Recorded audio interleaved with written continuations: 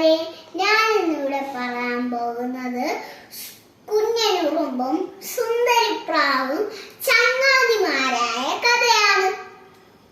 ഒരു കാട്ടില് ഒരു കുഞ്ഞനുറുമ്പ് നടന്ന് പോകുകയാണ്.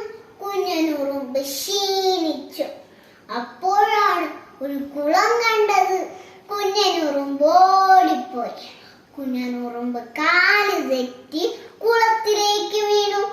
അതൊക്കെ കണ്ടുകൊണ്ട് അടുത്ത മരത്തിൽ സുന്ദരിപ്രാവ് ഇരിക്കുകയായിരുന്നു. സുന്ദരിപ്രാവ് ഒരു ഇല കൊത്തി കുളത്തിലേക്ക് ഇട്ടു. കുഞ്ഞനുറുമ്പ് അതിൽ കയറി രക്ഷപ്പെട്ടു.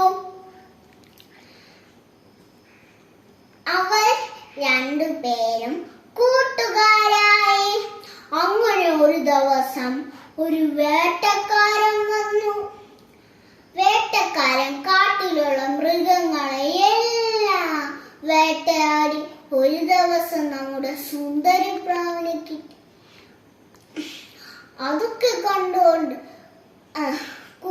കുഞ്ഞനുറുമ്പ് വരികയായിരുന്നു. കുഞ്ഞനുറുമ്പ് വേട്ടക്കാരന്റെ കാലിൽ ആഞ്ഞു കടിച്ചു. വേട്ടക്കാരന്റെ ഉന്നം തെറ്റിപ്പോയി. സുന്ദരിപ്രാവ് രക്ഷപ്പെട്ടു. അവർ രണ്ടുപേരും കുറെ കാലം കാട്ടിൽ ജീവിച്ചു. ഇതിൽ നിന്ന് എന്താണ് മനസ്സിലായത്?